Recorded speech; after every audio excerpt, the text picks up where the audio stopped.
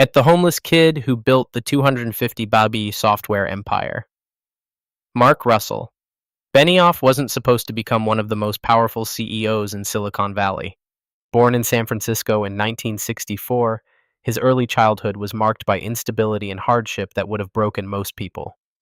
After his parents' tumultuous divorce, young Mark found himself shuffling between foster homes and temporary living situations, experiencing homelessness multiple times before he turned 10. The system failed him repeatedly, but these early experiences of being overlooked, undervalued, and dismissed would later fuel his revolutionary approach to business. While other kids worried about homework and Little League, Mark was learning hard lessons about survival, rejection, and the desperate need to prove his worth. He discovered early that traditional institutions often failed the people who needed them most, a realization that would later drive him to completely reimagine how software companies should treat their customers. By age 15, this homeless kid who had been written off by the system was already displaying an entrepreneurial streak that would eventually revolutionize the entire software industry. The first glimpse of Mark's future empire came in his teenage bedroom, where he created his first software company, Liberty Software, in 1979. Using an Atari 800 computer, he developed and sold video games, earning his first taste of entrepreneurial success and generating several $1,000s in revenue before graduating high school. This wasn't just a hobby for a tech-savvy teenager. It was a homeless kid's ticket to financial independence and respect. His early success caught the attention of Oracle's Larry Ellison, who became both a mentor and father figure to Mark when he joined Oracle as an intern during college. At Oracle, Benioff quickly rose through the ranks, becoming the youngest vice president in company history at age 26, responsible for managing Oracle's international operations and generating hundreds of millions in revenue. But despite his success at Oracle, earning millions in salary and stock options, Mark felt increasingly frustrated with the traditional software model that forced customers to install complex, expensive systems on their own computers. He watched countless clients struggle with Oracle's products, spending fortunes on implementation, customization, and maintenance, often with disappointing results. The homeless kid who had experienced firsthand what it felt like to be failed by systems designed to help him began developing a revolutionary idea. What if software could be delivered like a utility, simple and accessible to everyone? In 1999, at the height of his success at Oracle, Marc Benioff made a decision that shocked Silicon Valley. He walked away from his multi-million-dollar position to start Salesforce, a company built on a radical premise that industry experts dismissed as impossible. His vision was elegantly simple yet revolutionary: deliver software over the internet as a service, eliminating the need for companies to buy, install, and maintain expensive hardware and software systems. The concept, which would later be known as software as a service or SaaS, was so foreign to the industry that investors initially rejected it as a fantasy. Traditional software companies like Oracle, Microsoft, and SAP had built their empires on selling expensive licenses and forcing customers to manage complex installations themselves, often requiring teams of consultants and millions of dollars in implementation costs. Benioff's model proposed the opposite. Customers would pay a simple monthly fee and access their software through a web browser, with Salesforce handling all the technical complexity behind the scenes. When he pitched this idea to investors in 1999, most told him he was crazy. The internet wasn't reliable enough, security concerns were too great, and businesses would never trust their critical data to a cloud-based system. But Mark had learned from his homeless childhood that sometimes the most radical solutions come from those who have been failed by traditional systems. Launching Salesforce from a rented apartment in San Francisco with 3 co-founders, Mark faced immediate challenges that would have destroyed most startups. The company's first office was a cramped space in the Rincon Center, where the team of 13 employees worked around a single conference table, surviving on pizza and pure determination. In their first year, Salesforce generated just $5.4 million in revenue, a tiny fraction compared to software giants like Oracle's $10 billion annual revenue. The technology infrastructure required to deliver software over the internet was still primitive in 1999, with frequent outages, slow connection speeds, and security vulnerabilities that kept potential customers awake at night. Benioff and his team had to build everything from scratch: the software platform, the data centers, the security protocols, and even the business model itself. Traditional software companies were actively working against them, spreading fear about cloud computing and warning customers about the dangers of storing data online. Major competitors like Oracle, led by Benioff's former mentor Larry Ellison, initially dismissed Salesforce as a toy that would never threaten serious enterprise software. But Mark understood something his competitors missed. Businesses were desperate for a better way to manage customer relationships, and they were willing to embrace new technology if it actually solved their problems.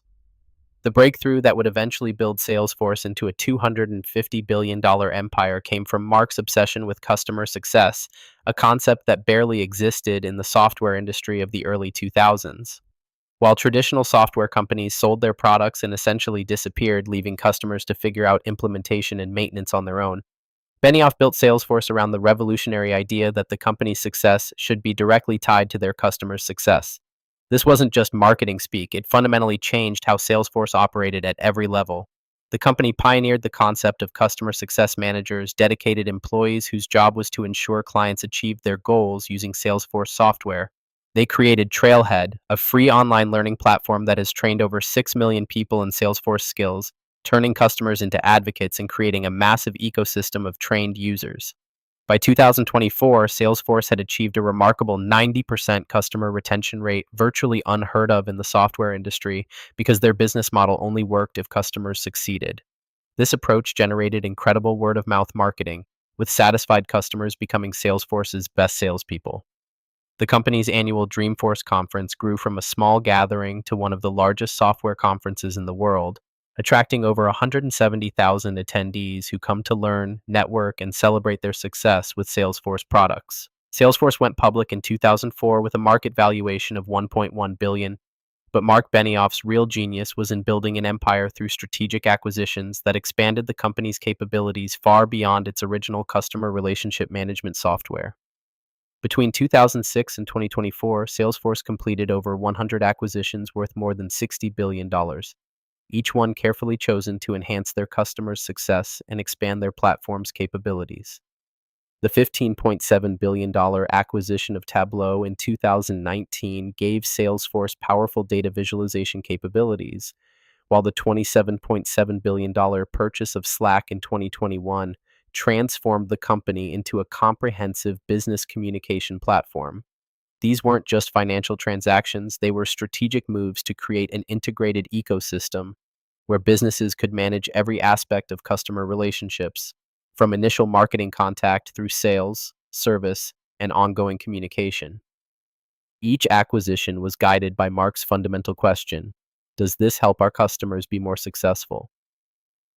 The MuleSoft acquisition for $6.5 billion in 2018 enabled customers to integrate Salesforce with their existing systems seamlessly, while the acquisition of Commerce Cloud gave them e-commerce capabilities.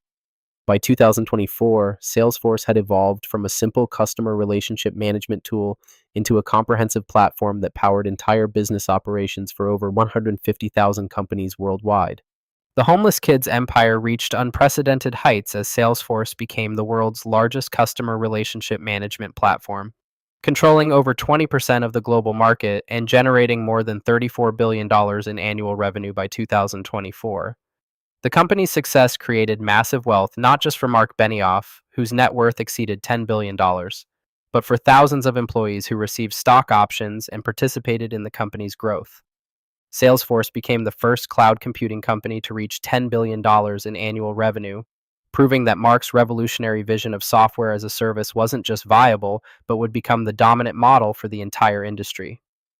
By 2024, the company employed over 80,000 people globally and was consistently ranked as one of the best companies to work for, with industry-leading benefits, equality initiatives, and a corporate culture built around giving back to communities.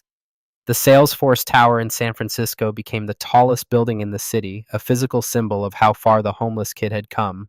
But Mark never forgot his roots. The company pioneered the 1-1-1 model, donating 1% of equity, 1% of product, and 1% of employee time to charitable causes, contributing over $400 million in grants and 8 million volunteer hours to communities worldwide. Perhaps most remarkably, Marc Benioff's obsession with customer success didn't just build a massive fortune, it revolutionized how the entire software industry operates. The SaaS model that Salesforce pioneered is now used by virtually every major software company, from Microsoft Office 365 to Adobe Creative Cloud, fundamentally changing how businesses and consumers access technology. The concept of customer success management, which barely existed before Salesforce, is now a standard practice across the tech industry, with thousands of companies employing dedicated customer success teams. Cloud computing, which was considered risky and unreliable when Salesforce launched, now powers the majority of business software applications worldwide. Major competitors who initially dismissed Benioff's vision, including Oracle, SAP, and Microsoft, were eventually forced to completely restructure their businesses around cloud based software delivery models. The homeless kid who had been failed by traditional systems had successfully disrupted and transformed one of the world's largest industries.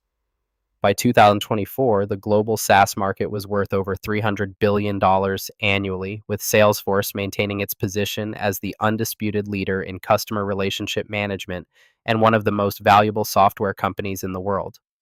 Marc Benioff's journey from homeless child to builder of a $250 billion software empire represents more than just business success. It demonstrates how personal adversity can fuel revolutionary thinking that changes entire industries. His early experiences of being overlooked and underserved by traditional institutions gave him unique insight into what customers really needed: systems that actually worked for them, not against them. The homeless kid who learned to survive by proving his worth became a CEO who built a company culture around proving value to customers every single day. Salesforce's success wasn't just about superior technology or smart marketing. It was about fundamentally reimagining the relationship between software companies and their customers. While competitors focused on selling products, Mark built a company obsessed with delivering outcomes. His empire stands as proof that the most powerful business strategies often come from those who have experienced firsthand the failures of existing systems. Today, as artificial intelligence and new technologies continue to reshape the software industry, Salesforce remains at the forefront of innovation, but its foundation remains the same principle that a homeless teenager discovered decades ago. Success comes not from building systems that serve you, but from building systems that serve others. Marc Benioff's $250 billion empire will be remembered not just for its financial achievement, but for proving that business success and customer success are not just compatible, but inseparable.